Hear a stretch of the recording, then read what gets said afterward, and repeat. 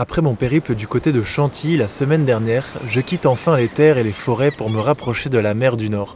Ce changement de paysage me fera du bien. Et puis on dit d'ailleurs que l'air de la mer est revigorant. C'est ce qu'on va voir dans cet épisode.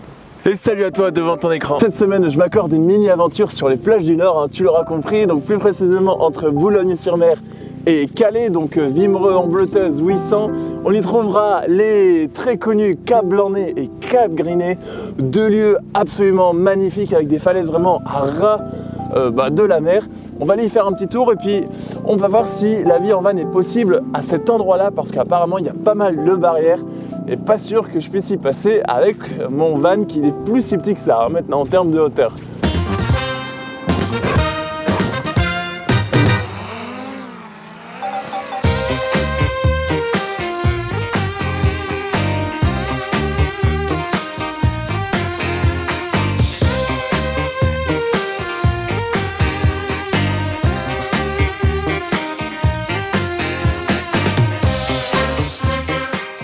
En une semaine, les températures ont bien baissé et j'ai dû ressortir la parka.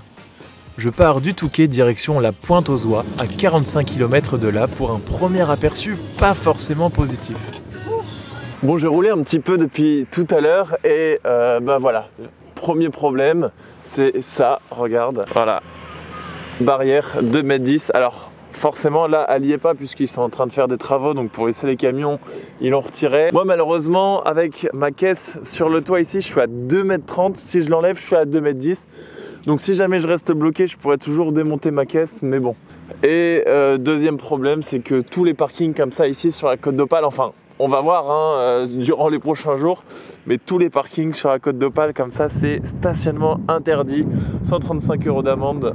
Je trouve ça quand même assez dommage parce qu'il y a pas mal de camping-cars et de vannes et il y a vraiment des endroits magnifiques à voir et à visiter. Je me fais aucune illusion pour la nuit de ce soir, à mon avis, j'aurai pas un spot de rêve vue sur mer. C'est pas grave, on verra bien. En gros, on remet les problèmes à plus tard ce soir.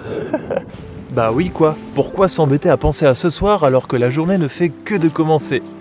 Là je descends sur la plage et bon ça reste entre nous hein, mais sincèrement, suis-je vraiment le seul à aimer marcher sur des coquilles de moule pour une sensation vraiment satisfaisante? T'as la bonne odeur de la mer franchement, j'adore avec le soleil qui tape sur la peau. Ah là là, ça fait vraiment plaisir.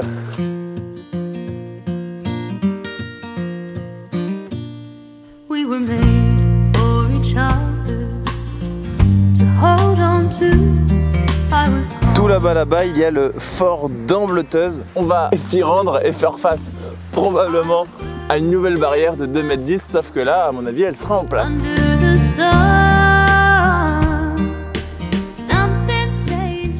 Alors, normalement, là, il y a un autre parking. Bah, on peut pas s'y mettre parce que il est en travaux.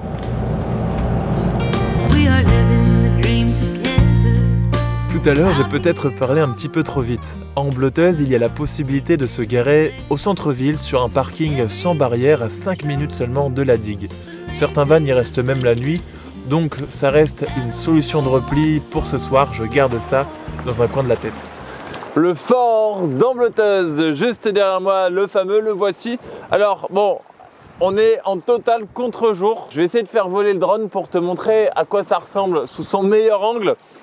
C'est peut-être pas la meilleure chose à voir de la région, mais ça vaut quand même le détour. Hein. Si tu longes la côte, bah voilà, forcément, tu vas pouvoir t'arrêter ici et admirer ce fort Vauban.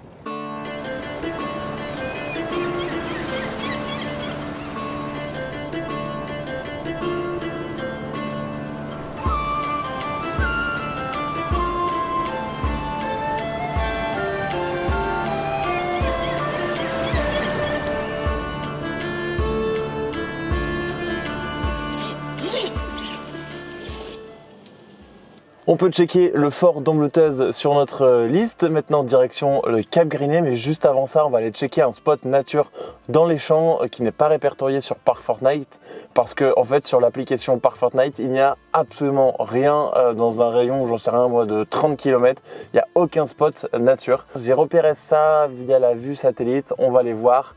On va aller visiter le Cap Grinet avec, j'espère, un coucher de soleil pour, pourquoi pas, revenir sur ce spot nature. Enfin bref, je t'emmène avec moi comme d'habitude.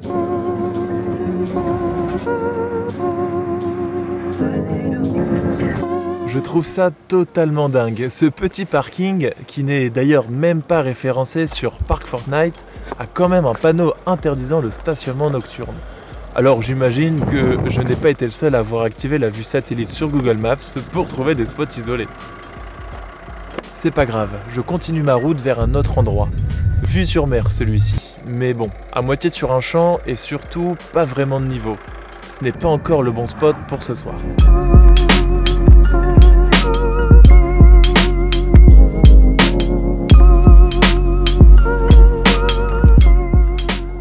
Eh bien écoute, avec toutes ces interdictions, je ne sais toujours pas où je vais passer la nuit, mais c'est pas bien grave, hein, parce que là je suis sur le parking du Cap Grinet, il est 16h et je dois quitter les lieux pour 20h, sinon au-delà ce sera une amende.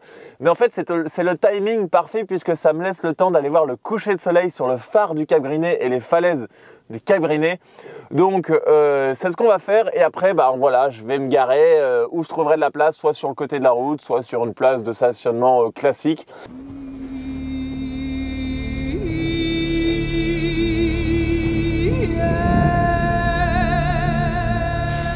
C'est parti pour faire le Cap Grinet, alors non pas by night puisque l'ambiance ici pas sûr qu'elle serait dingue, mais au coucher de soleil. Et ça par contre ça s'annonce vraiment très beau. Par contre j'ai oublié mes gants.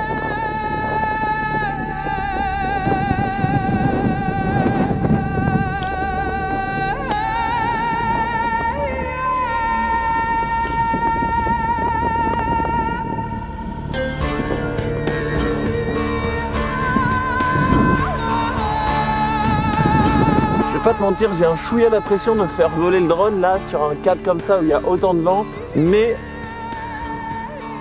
ça a l'air d'aller, alors je vais tester. Home point updated. Take off.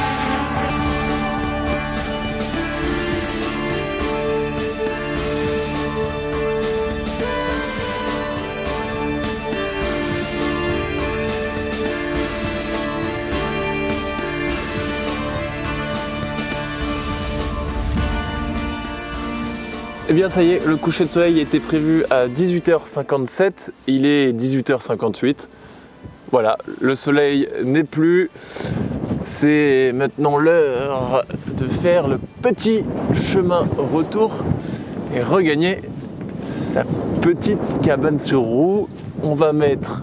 Ah bah non, parce que je peux pas rester là pour dormir. Donc on va d'abord rouler, puis ensuite on va mettre le chauffage. On va se faire des bons petits œufs bien chauds. Une série sous la couette. Donc voilà à quoi ressemble le Cap Grinet. Demain peut-être, enfin c'est pas peut-être, demain on va aller visiter le Cap Blanc-Nez. Alors je vais t'expliquer la différence. Oups, usage du drone formellement déconseillé autour du Cap Grinet. En tout cas, mon drone je l'ai récupéré, j'ai pas eu de problème. Chut. Moi,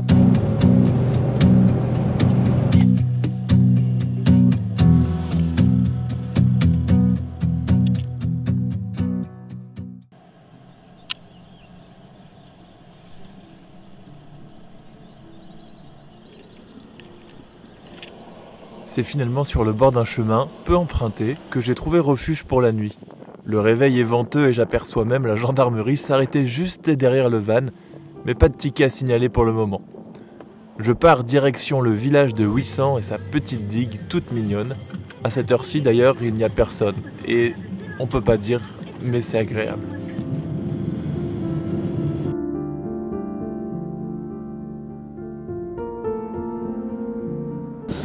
Par contre, ils ont vraiment fait la guerre au camping-car. Je vais te montrer, mais il y a des panneaux partout. Tu n'as même pas le droit de promener ton chien en laisse sur la digue de Ouissant. Pour te dire, quand même. Et là-bas, au loin, on peut apercevoir le Cap Blanc-Nez. Ce sera notre prochain stop.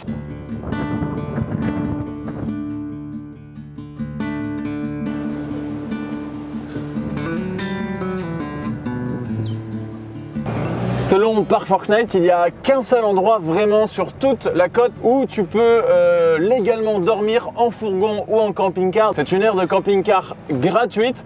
Elle se trouve à 800 et on va aller y jeter un petit coup d'œil. Normalement, elle se trouve là à 550 mètres.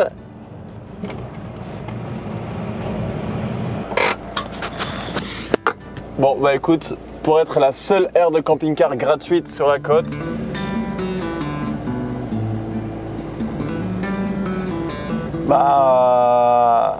l'air est fermé et à mon avis, vu un peu les barrières et ils sont en train de la refaire, mais à mon avis, ils vont la rendre payante. Donc voilà, en gros, tu es un fourgon ou un camping-car de plus de 2,10 m, et bah t'as nulle part où dormir. Ce que je veux dire par là, c'est que tu n'as nulle part où dormir gratuitement. Après, il existe énormément de campings où tu pourras rester la nuit, mais personnellement, ce que je recherche avant tout, c'est la nature et la gratuité. Parce qu'il ne faut pas croire que YouTube, ça rapporte grand chose. Je viens d'arriver au parking du Cap Blanc-Nez et un truc vraiment agaçant, c'est que tu as un parking en fait pour les fourgons camping-car, donc sans barrière, et il n'y a que des voitures qui y sont garées. Tu vois?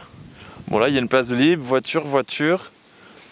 Là-bas, il y a un autre fourgon. Sinon, il n'y a que des voitures, que des étrangers. Alors, je vais pas dire que c'est pas vraiment de leur faute, c'est juste que c'est pas indiqué qu'il y a un parking voiture à côté avec peut-être 10 fois plus de place.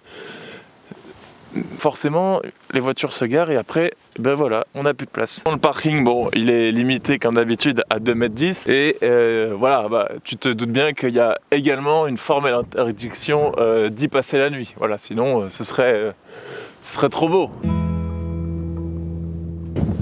Le Cap Blanc-Nez, ou la falaise la plus septentrionale de France. Ou, si on veut faire simple, la plus au nord.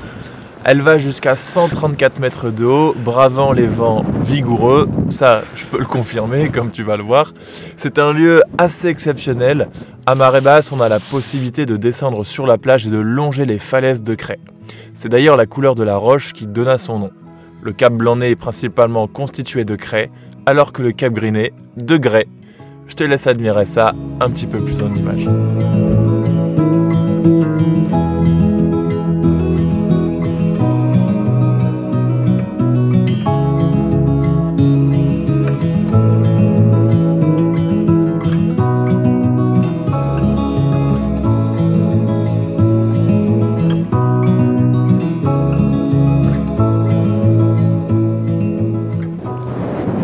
Sublime et comme prévu, la pluie commence à tomber et il nous reste encore pas mal de choses à faire puisqu'on va monter tout en haut là-bas au niveau du... Oula, il y a de ces bourrasques devant, je te raconte pas. On va essayer de monter tout là-haut. Tu vois où il y a la pique là? Ah là là, ça c'est l'aventure, c'est ce genre de sortie que j'aime. Voilà. Avec les éléments là contre toi, tu sens vraiment que en fait t'es minuscule par rapport aux falaises, à la plage, à la marée. C'est...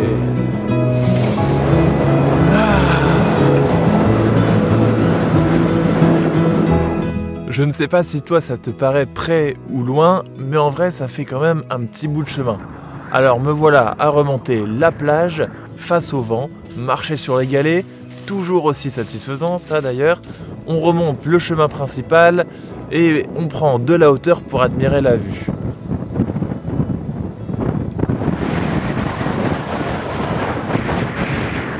Prendre la hauteur, pour le coup, l'expression n'a jamais aussi bien porté son nom. J'étais d'ailleurs étonné, car je ne me rappelais plus que ça grimpait autant. Allez, on y est presque. Mais j'ai tellement chaud maintenant. Dernière ligne droite et on y est. Je pense que ce soir, je serai obligé de trouver un coin nature histoire de prendre une douche dehors parce que là j'ai beaucoup trop chaud.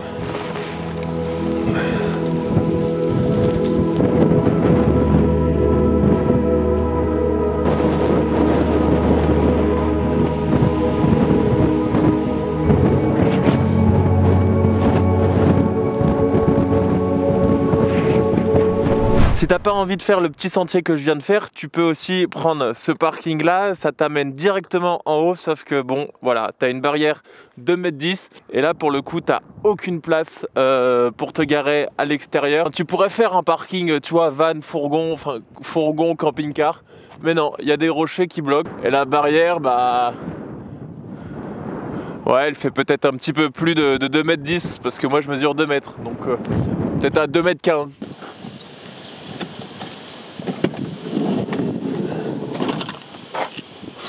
De retour au calme. Le vent, j'aime bien, mais tout autant que de rentrer chez soi pour reprendre des forces. Après un déjeuner et quelques minutes de repos, je me dirige cette fois dans les terres, pour la nuit, parce que je recherche un spot nature et isolé qui me permettra de prendre une bonne douche. Je suis absolument tout seul sur cet énorme parking de forêt, la dernière voiture vient de partir et c'est dans ces moments-là que j'aimerais bien avoir une douche à l'intérieur du van. Mais bon, voilà, c'est pas possible, le van est trop petit, même si Fabrice l'a fait, moi j'ai pas la surface au sol nécessaire. Ouais, il est 19 h, il fait noir, il fait froid et surtout il pleut et je vais devoir aller prendre ma douche dehors à poil. Bon, voilà, encore heureux que j'ai de l'eau chaude, ça va vraiment me sauver les miches, hein, c'est le cas de le dire, mais je serai bien, une fois que ce sera fait, à l'intérieur, au chaud, avec le chauffage, en train de me faire mon petit repas, devant ma petite série. Une bonne mais rapide douche plus tard, c'est un premier changement de bouteille de gaz pour moi, lors du repas. N'ayant pas vraiment vécu à temps plein, mais plutôt sur des jours par-ci par-là, je ne saurais pas vraiment te dire combien de temps a duré la cartouche. Lendemain matin, sous la pluie. J'ai l'impression qu'à chaque dernière journée de périple, j'ai le droit à de la pluie. Mais bon, rien ne m'empêchera de voir une créature spectaculaire ce matin. Et c'est à Calais que je décide de terminer ce mini-trip, notamment pour voir le fameux dragon de Calais. C'est un peu comme l'éléphant à Nantes, c'est une grande structure avec un dragon qui peut cracher du feu. Bon là il est dans sa cage, mais je vais quand même te le montrer, regarde.